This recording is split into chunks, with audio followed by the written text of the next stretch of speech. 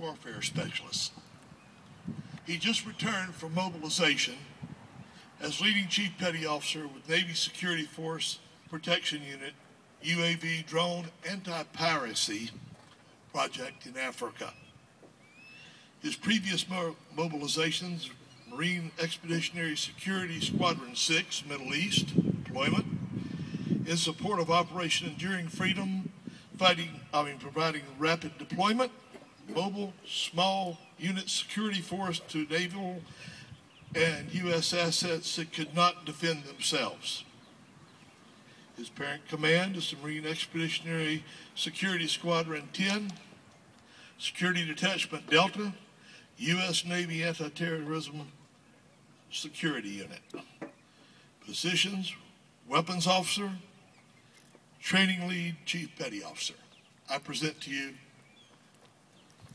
Dan Kuhl.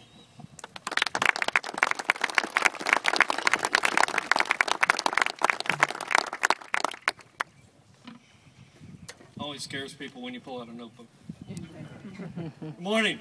Good morning. Thank you, Mr. Jowers, Mr. Graham, and thank you to each and every one of you for joining us today. It is indeed an honor and a privilege to be here with you this morning. Now, how about that Navy SEAL Team 6? That is taking the fight for them. In preparing for this morning, I was searching for a quote that summed up to me what Memorial Day means. I went to one of my heroes, one of the greatest military leaders that this country has ever known, General George Patton. He's a very plain-spoken man, colorful to say the least. The biggest challenge was finding a quote that I could actually use in a family gathering. On the 7th of June in 1945, General Patton said, "It is foolish and wrong to mourn the men who died. Rather, we should thank God that such men lived." We're gathered here today not to mourn for these brave warriors, but to memorialize them. We're here to thank God that they lived for us, to fight for our freedoms, our country, our way of life. And we are here today to recognize them and to thank them for their ultimate sacrifices. 235 years ago, since before the first shots of the Revolutionary War, brave men and women have offered up their time, their sweat, their tears, their blood, and their very lives to the service of this great idea that we call the United States of America. I call our country an idea for good reason. We are a changing country, constantly a work in progress. We are the idea that a group of different peoples with different ideas can come together to become one united people under a fair and just system of government.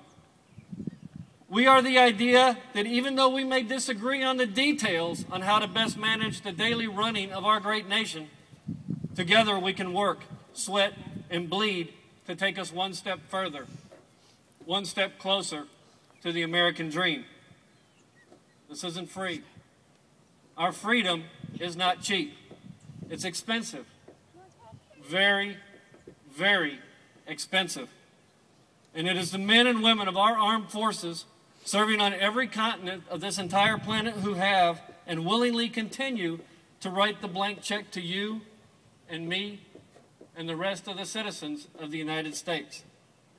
A blank check that is up to and including their very lives. It is little comfort realizing that in every major conflict of our nation's history, more men and women have perished in a single battle on single days than throughout the entire span of this current conflict. A war that was brought to us by cowards and criminals, hiding behind our way of life, our freedoms, living outside their own beliefs and sacraments in an attempt to conquer us with fear and intimidation. Will they meet us on a field of battle? Will they wear a uniform to protect the innocent of their own people? No, they will not. No, they do not. Both here and abroad, they hide in the shadows to bomb, murder, and terrorize innocent people in attempts to increase their followers through fear, intimidation, and dominance of physical body, thought, belief, and spirit. This is the United States of America. We have our laws, our systems of law enforcement, due process, and appeal, a system of checks and balances designed to allow for maximum individual liberties while still providing for the overall common good. It is our law, not the laws of another country or culture, that our fighting forces have died for. For 235 years, the men and women of our armed forces have and still serve in all environments the world over, in temperatures that range from sub-zero to well above 130 degrees. We have flown the skies and penetrated the deepest depths of the oceans. We have sailed on and below every major body of water in the world. Our forces have marched, fought, and died in the deserts, the jungles, and the mountains the world over, yesterday, today, tomorrow, for us. Even today, U.S. Navy Captain Mark Kelly and the other astronauts of the shuttle Endeavour are preparing to come home. The final stages in this phase of leaving the bonds of our world and preparing for the next steps into the frontiers of space. Our military people forge ahead. The men and women of the Army, Navy, Marines, Air Force, and Coast Guard are not the only ones that sacrificed in these conflicts. In every conflict, there are those that are left behind. The parents, brothers, and sisters, worrying with every post of the news, be it nailed on the courthouse wall, printed in the paper, received via telegram, or discovered over the internet. The spouses, husband and wives alike, wondering where their loved one is. Will they return home safely to restart their lives together? And the children. God bless the children. Maybe not fully understanding why daddy or mommy had to go, but always thrilled to see them return. The families are the unsung heroes of the fight for freedom. My own beautiful wife, Heather, we've now been married about 5.5 years, has endured being alone through 2 deployments and countless time apart. Probably more time separated than together. Thank you, honey.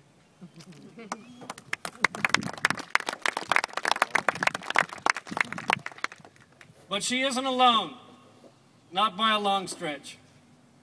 As I call these out, please raise your hands and keep them up. Please raise your hand if you have a spouse that it's ever served. A father or a mother.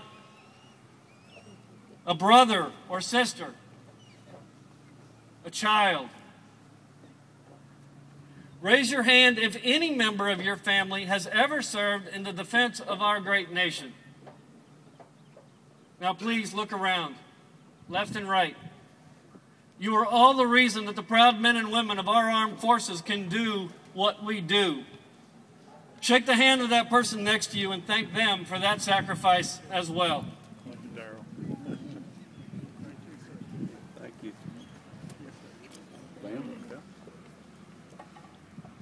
At this time, I would like to ask everyone that has ever served or is currently serving in the defense of our great nation, if you are able, to please rise and raise your hand.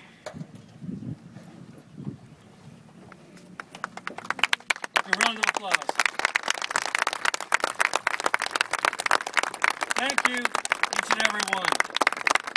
It is your selfless dedication and service that allows today's warriors to continue the fight, to press the battle, to fight in the sands, in the mountains, on the waters of the world, and in the air, to take the fight to them, to their caves, to their homes, to their mansions, so they cannot ever bring it again to our shores.